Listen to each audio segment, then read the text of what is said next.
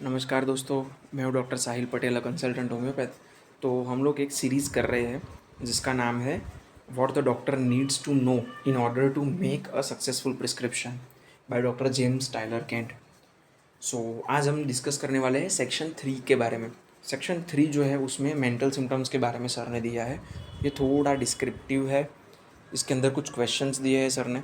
हमें ये questions directly use नहीं करने हैं अपने पेशेंट्स पे, लेकिन क्या करना है कि ये जो क्वेश्चंस दिए गए हैं उसे अंडरस्टैंड करना है कि हमारे पेशेंट में कौन से क्वेश्चंस अप्लाई करके हमें पूछना चाहिए उस हिसाब से। तो स्टार्ट करते हैं। Mental symptoms. The symptoms of the mind and disposition are most important and should be carefully considered and reported. बहुत ही इंपॉर्टेंस है, सिर्फ कैंट सर के लिए नहीं, लेकिन एक पर्सन को एज अ होल पहचानने के लिए। तो give this section your particular thought, ऐसा सर सामने से ही बोल रहे हैं। तो क्या है ये सारे क्वेश्चंस मैं आपको बताता हूँ। How is your memory?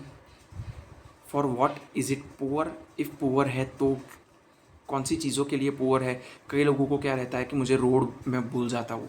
कई लोग ऐसा बोलते हैं कि मैं सब कुछ याद है, मैं पूरी सिटी घूम ली है मैंने, लेकिन नाइट के टाइम पे अगर मैं टू व्हीलर या फोर व्हीलर लेके निकलूँगा तो इट इज़ गारंटीड कि मैं रास्ता भूल जाऊँगा। बहुत बार हुआ है ऐसा।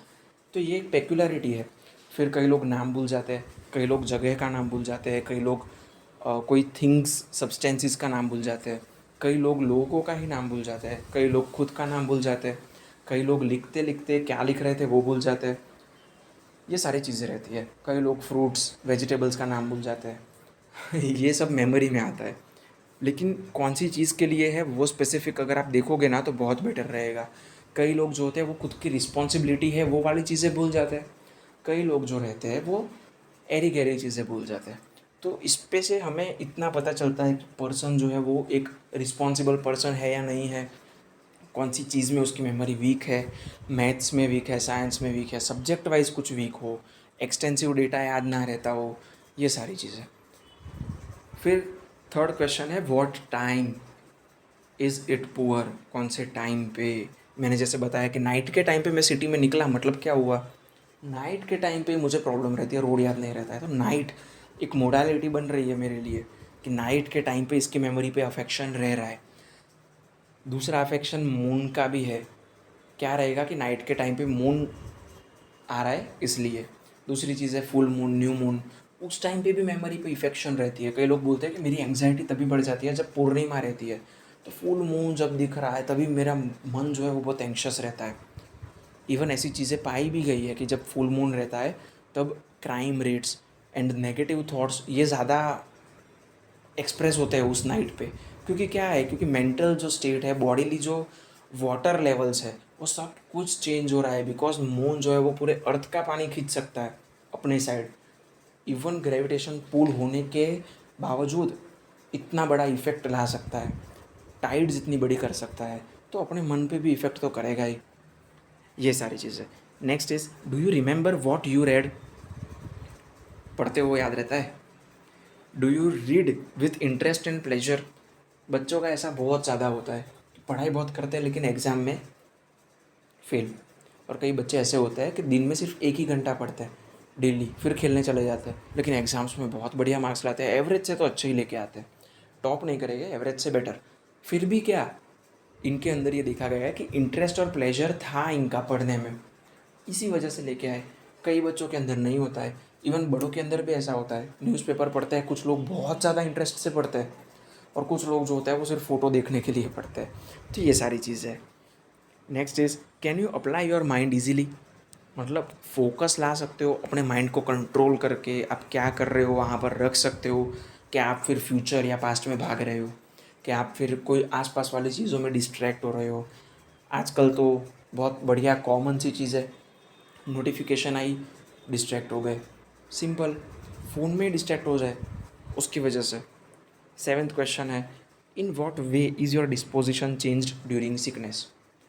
जब भी आपको ये सिम्टम्स प्रोमिनेंटली दिखते हैं, इफ़ पेशेंट बोल रहा है कि मुझे सुबह के टाइम पे ही मेरी कंडीशन वर्स हो जाती है फिज़िकल लेवल पे, तो सुबह आप क्या फ़ील करते हो वो पूछो। कई लोग लेथार्जी फील करते हैं, कई लोग रेस्टलेस हो जाते हैं, कई लोग फिज़िकल रेस्टलेस हो जाते हैं, कई लोग मेंटल रेस्टलेस हो जाते हैं। कई लोग उस टाइम पे सैड एंड ग्लूमी हो जाते हैं।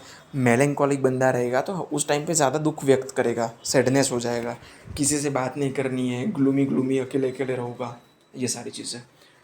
कई लोग सेंगुइन रहते हैं, पेन हो रहा है तब ज़्यादा एकदम दहाड़ दे के काम करने की सोचते हैं क्योंकि उसको निगलेक्ट करना है, ये सारी चीज़ें होती है। और कई लोग ऐसे होते हैं कि काम कंप्लीट करने के चक्कर में मैं सुबह ही सब कुछ ख़त्म कर दूँ यार, मुझे दोपहर को तकलीफ़ होती है, मुझे दोपहर को माइग्रेन होता है, तो मैं मॉर्निंग आवर्स में मेरा पूरा काम पूरे दिन का सब ख़त्म कर दूँगा।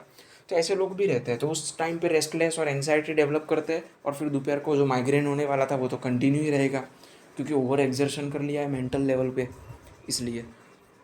The next is, are you mild. अभी ये जितने भी वर्ड्स हैं वो याद रखो क्योंकि ये सारे के सारे डिस्पोजिशन को अफेक्ट करते हैं।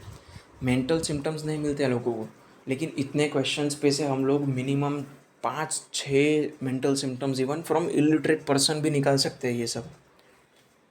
सुनिए, mild, easy, gloom, hopeless, obstinate, irritable, snappish, petulant, real ugly और सलन, चीयरफुल, हैप्पी, और in what way is the disposition affected. Belladonna में हमने देखा है कि जब नॉर्मल रहता है तो एंजल है, वो बच्ची बहुत ही बढ़िया है, लेकिन जब कभी भी कंडीशन आएगी तो वही बच्ची जो है वो तोड़ फोड़ करेगी, अचानक से उठ के बेडशीट निकाल देगी, बेड पे से उठ के भागने की कोशिश करेगी, ये सारी चीज़ें हो जाती है। तो ये था डिस्पोजिशन। क्रोनिक केसेस के अंदर भी डिस्पोजिशन चेंज हो जाता है। और ये जितने भी पॉइंट्स थे वो सारे के सारे इवन रूब्रिक्स भी दिए गए हैं, तो और बहुत ही बढ़िया कैरेक्टरिस्टिक फीचर डेवलप करते हैं एक पेशेंट की पर्सनालिटी को पहचानने में। एक मेडिसिन दे के पेशेंट को ठीक करना is somewhat easy, but knowing the persons personality is difficult. उसमें ज़्यादा टाइम देना पड़ता है, उसको समझने में ज़्यादा टाइम देना पड़ता है।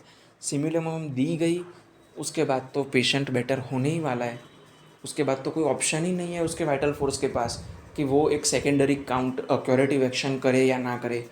मेडिसिन गई, आर्टिफिशियल प्राइमरी एक्शन क्रिएट कर दी, सेकेंडरी क्यूरेटिव एक्शन हो गई, तो पेशेंट की कंडीशन तो जाने ही वाली है।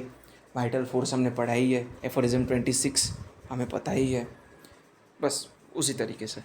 नाइन्थ है, डू यू कम्प्रीहेंड ईजिली। लोगों के साथ का बिहेवियर भी हम देख सकते हैं। सीपिया होगी तो क्या करेगी, इंडिफरेंस, नहीं पड़ी यार, छोड़ना, नहीं बनाना है खाना, एक दिन नहीं खाएगा हस्बैंड तो क्या होगा, बाहर खा लेगा, अरे बच्चा है तो बाहर खा लेगा, क्या तकलीफ़ है, ये सब इंडिफरेंस रहता है। फैमिली मेम्बर्स जॉब पे इंडिफरेंस करते हैं, एवर्जन टू वर्क, ये सारी चीज़ें दिखती है, दूसरों के साथ कैसा व्यवहार हो जाता है, वो सब। टेंथ है, do you answer the questions of the others promptly और स्लोली। तो इससे भी एक मेंटल स्टेट पता चलता है कि इफ़ पेशेंट आपके पास आया है तो डॉक्टर को कैसे आंसर दे रहा है। कई लोग जो होते हैं मोस्ट लाइकली लाइकोपोडियम्स, वहाँ आके हाथ में खुजली हो रही है और इरप्शन है तो क्या करेगा, ये लो सर मेरा हाथ है इस पे इरप्शन है, लो दवाई दो और मिटा दो मुझे।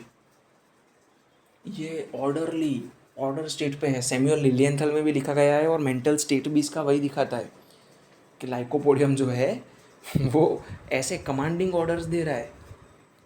तो ये हम पर्सन को पहचान सकते हैं। इवन कॉल पे भी हमें पता चलेगा कि कोई जो है वो रिस्पेक्टफुली बात कर रहा है, कोई एकदम बोल्डली बात कर रहा है, कोई ऐसा बंदा है कि जो बात कर रहा है लेकिन उसको सेंस ही नहीं है वो किससे बात कर रहा है, इस तरीके से।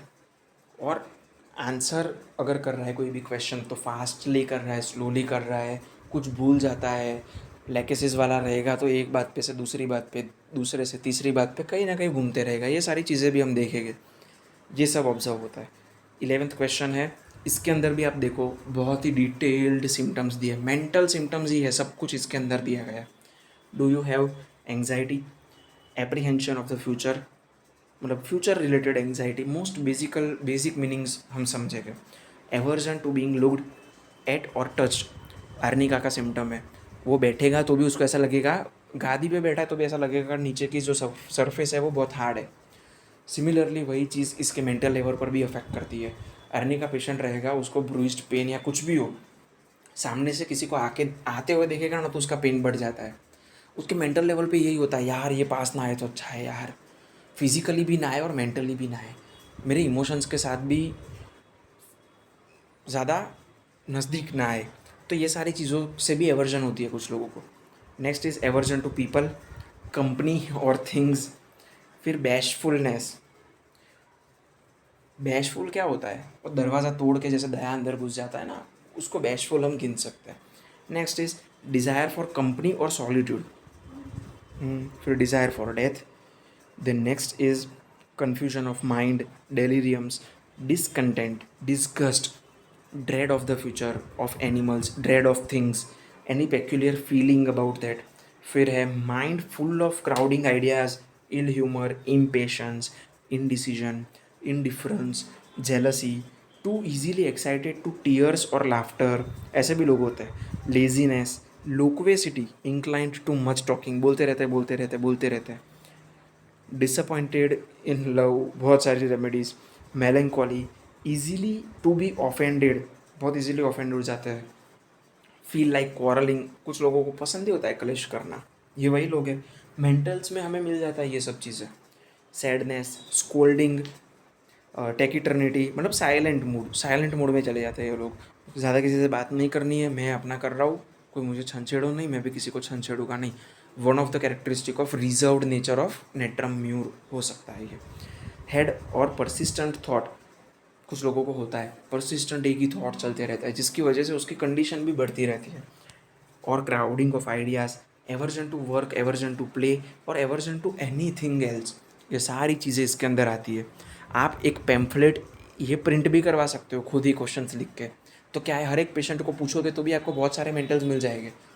सिर्फ ये 11th नंबर वाले क्वेश्चन में से ही हमें एक दो सिम्टम तो ऐसे ही मिल जाएंगे कि पेशेंट की कंडीशन और डिस्पोजिशन क्या होता है।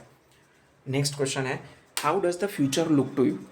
कुछ लोग फ्यूचर की चिंता करते हैं, कुछ लोग उसके लिए फियर रखते हैं, कुछ लोग एंग्जाइटी रखते हैं, और कुछ लोगों को कुछ पड़ी ही नहीं होती है, और कुछ लोग तो शायद समझ ही नहीं सकते कि फ्यूचर में क्या करना है और कैसे करना है, डल बुद्धि वाले जो होते हैं वो। और कुछ लोग ऑब्स्टिनेट होते हैं, तो फ्यूचर को लेके भी स्टबन बन जाते हैं। ये सारी चीज़ें हम देखेंगे। फिर आता है, have you any delusions of any kind, और do you imagine you see things that have no existence, ये सब कुछ है। Family has turned against you, that a man is under the bed or in the house, that someone is following, hounding you, that you are rich or poor, or will die in the poor house, hear voices, or that you are called, or anything else in this line। इसके अंदर बहुत सारी चीज़ें बहुत सारी remedies में होती है। नेट्राम्यूर्स होता है ना, तो उसको एक बार तो ऐसे डर लगता ही है कि घर में थीव्स आ गए, तो कुछ ऐसी रेमेडीज़ भी है जिनको ऐसा लगता है कि यार कोई रात को थीव बीफ आ गया और हमें मार डाला, तो इसमें थीफ आने की तकलीफ़ नहीं है, लेकिन उसको ऐसा है कि कोई उसको आके उसके ऊपर ऐसा कुछ अटेम्प्ट करे, वायोलेट करे, तो वो रूब्रिक्स आते हैं इसके अंदर। कुछ लोगों के ड्रीम्स होता है कि मैं चलता हूँ लेकिन मुझे ऐसा लगता है कि मेरे राइट शोल्डर के ऊपर कुछ बादल बादल चल रहे हैं, ब्लैक क्लाउड्स चल रहे हैं, ये सब डेलीरियम है। ये सारे डिल्यूशंस प्रेजेंट हो जाते हैं, डेलीरियम नहीं है, डेलीरियम तो अलग स्टेट रहता है। तो ये सारी चीज़ें डेवलप हो रही है पर्सन के अंदर, और ये पर्सन जब ओपन होगा, कई बार तो फर्स्ट टाइम नहीं होता है, लेकिन सेकंड थर्ड फॉलोअप के बाद बहुत ही ईजीली देखते हैं ये सारी चीज़ें हम। फिर आता है, be very careful to give all this symptoms fully as the they are very important, बहुत ही इंपॉर्टेंट है मेंटल सिम्टम्स।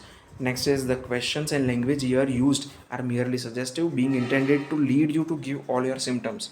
सर ने तो इंग्लिश में बता दिया था, इसलिए the whole of this pamphlet is merely suggestive. आप ऐसे डॉक्टर सिर्फ इसी के बेस ऊपर क्वेश्चंस लेके, ये ज़रूरी नहीं है। मेंटल के अंदर बहुत सारी चीज़ें आती है, मैं लास्ट में सारे सिम्टम्स बोलता हूँ, इसमें से कुछ ना कुछ तो मैच होगा ही आपके पेशेंट्स के साथ। एंड लास्ट है, it is not intended that the patient be restricted to the language और the symptoms of the pamphlet. Give your case in your own language carefully and fully. Why? Because mother tongue use करेगा तो सब कुछ properly patient अपना जो है वो express कर पाएगा। तो आज था अपना सेक्शन 3।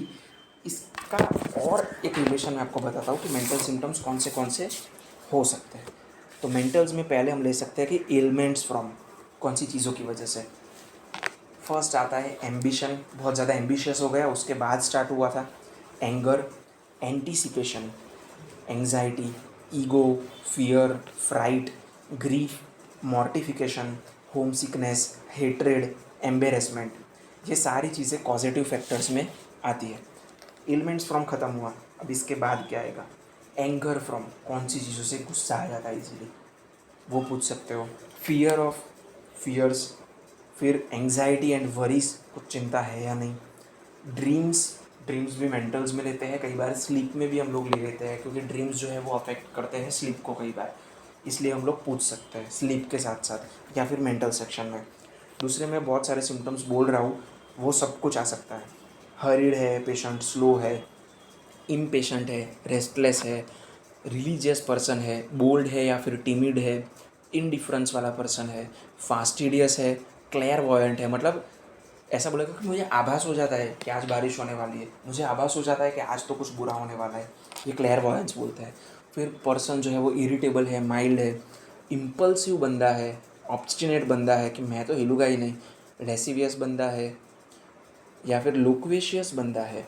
लोक्वेशियस बहुत ही बोलते रहेगा, और टेकिटन जो होता है वो उसका उल्टा हो जाता है, साइलेंट मोड में चला जाता है, बोलना ही नहीं है यार मुझे। फिर इनडिसिसिव है, चाइल्डिश बिहेवियर है, वीपिंग कैरेक्टरिस्टिक है, या तो फिर बंदा चीयरफुल है या तो फिर डिप्रेस्ड है। कई बंदे होते हैं इडियोटिक बिहेव करते हैं, कई लोग फॉरगेटफुल होते हैं, हमने फॉरगेट पे भी बहुत कुछ डिस्क्राइब किया। और लास्ट है क्लिंगिंग है या नहीं है। ये बच्चों के अंदर बहुत देखा जाता है कि मदर फादर से क्लिंग करते रहते हैं। क्या होता है, वो क्रीपर वाला प्लांट होता है ना, वो हमेशा ऐसा ही होता है कि हमेशा उसको एक बड़ा सा ट्री चाहिए, तो उसके ऊपर ही चढ़ जाता है, छोड़ेगा ही नहीं उसको, काट दोगे तो फिर से उग के उसके ऊपर ही चढ़ेगा। तो सिमिलरली बीबी के अंदर भी ऐसा है, खुद के जो रूट्स हैं मदर या फादर, उनसे क्लिंगिंग करते रहेगा। तो ये जो कंडीशन है, ये सारे के सारे मेंटल सिम्टम्स में आते हैं। तो ये था अपना आज section 3 mental symptoms from the book successful prescription by doctor James Tyler Kent. आपको ये वीडियो पसंद आया तो काइंडली शेयर कीजिए अपने फ्रेंड्स और कलीग्स के साथ। Thank you.